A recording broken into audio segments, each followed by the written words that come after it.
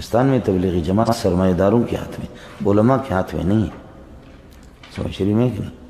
حضرت اقدس مولانا تقی صاحب نے لکھا ہے کہ ایک دو جگہ میرا درس تھا، عشاء کے بعد میرا درس تھا، تو انہوں نے اللہ کا بھلا کریے کہ تبلیغی ساتھیوں نے کہا کہ نہیں، درس بعد میں ہوگا، پہلے ہم اپنے فضائل اعمال کا درس کریں۔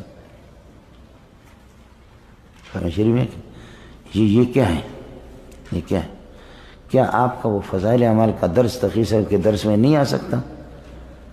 مقصد تو اللہ کی ہدایت ہے، لیکن چنانچہ مولانا فرماتے کہ مجھے درس دینے نہیں دیا گیا۔ یہ تو ہوتا ہے میرے سے، لیکن وہاں جب جو اس جماعت کا جو بانی تھا مولانا الیاس کاندیلوی رحمۃ اللہ علیہ، یہ لوگ تبلیغ کے مزاج کو سمجھ چکے تھے۔ مولانا الیاس کاندیلوی، یہ قصہ مشہور ہے، باقاعدہ ہمارے قبری بیان کرتے ہیں۔ مولانا الیاس کاندیلوی کو پتہ چل گیا کہ حسین احمد مدنی ادھر قریبی ایک بستی میں آ رہا ہے، مولانا حسین مدنی، تو جماعت والے ساتھیوں کو کہا چلو دوڑو، حسین احمد مدنی کا بیان ہو رہا۔ اور مولانا حسین احمد مدنی کو اس بستی میں پتہ چل گیا کہ مولانا الیاس ادھر آ رہا ہے، اس بستی کا نام سنا، اور وہاں آج تبلیغی اجتماع ہے، کچھ ساتھی جمع ہو رہے ہیں، تو حسین احمد مدنی نے فرمایا میری تقریر کی ضرورت نہیں، چلو ادھر الیاس کی بیان سنا۔ سمجھے میں لوگوں؟ وہ ادھر سے آ گئے، یہ ادھر سے، درمیان میں اکٹھے ہو گئے، سمجھے؟ یہ ان کے لیے جا رہا ہے، وہ ان کے لیے جا رہا ہے۔ یہ کمال ہے مولوی صاحب۔ ہمارے حضرت فرماتے تھے کہ میں بوڑھا ہو گیا ہوں، جھوٹ بول کر کے قبر میں تو مجھے جانا تو ہے، جھوٹ بول کر کے کیا مجھے ملے گا؟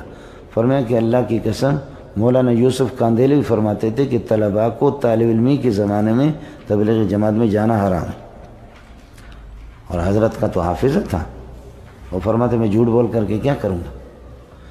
یہ لوگ، یہ پانچوں انگلیاں ہیں، بالکل ہے۔ اذان دینے والا بھی خدمت کر رہا ہے دین کی، تصنیف و تالیف والا بھی خدمت کر رہا ہے، سمجھ رہی میں؟ تدریس والا بھی خدمت کر رہا ہے، آپ سمجھے؟ تبلیغ والا بھی خدمت کر رہا ہے، ختم نبوت والا بھی کر رہے ہیں، سیاست والے بھی کر رہے ہیں۔ فرق ہوگا جفا کشی کا، فرق ہوگا، لیکن یہ پانچوں انگلیوں میں فرق ہے۔ تو انگلیاں میرے لیے قیمتی ہیں، لیکن پانچوں میں فرق ہے۔ ہو سکتا ہے کہ آپ اپنے کام کو آپ بڑا کہہ دیں، لیکن مجاہدین کا کام سب سے بڑا ہے۔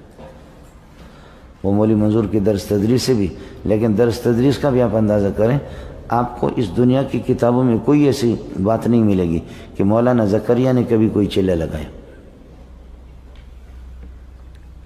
جس نے فضائل اعمال لکھی ہے، فضائل صدقات، حکایت صحابہ، یہ سب جو تبلیغی ساتھیوں کے پاس بمنزل تورات کے ہوتے ہیں، کوئی طور سے انہوں نے لایا، سمجھے بھائی جان؟ ہاں، جیسے کہ موسیٰ علیہ السلام نے چلہ کشی کی اور تورات اللہ پاک نے آپ کو دے دی، تو ہمیں بھی اللہ پاک نے یہ فضائل اعمال، یہ چلہ کے بعد اللہ پاک ہمارے ہاتھ میں پکڑا دیتا ہے، سمجھے؟ لیکن فضائل اعمال جس نے لکھی، اس نے ایک چلہ زندگی میں کبھی بھی نہیں لگایا، اس لیے کہ اس کو پتہ تھا، وہ کہتا تھا کہ درس تدریس اس قسم کی جماعت میں جانے سے 1000 مرتبہ بہتر ہے، سمجھے؟ اس لیے ساتھی اس کا خیال کر لیں، ضرور جائیں۔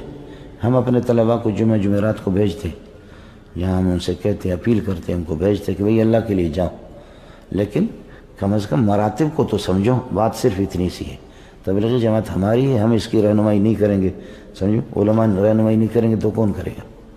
اور علماء کو جب آپ نکالیں گے، سرمایہ داروں کے ہاتھ میں جب یہ جماعت آئے گی، تو پھر یہ کہ خدائی اللہ ہی اللہ ہے۔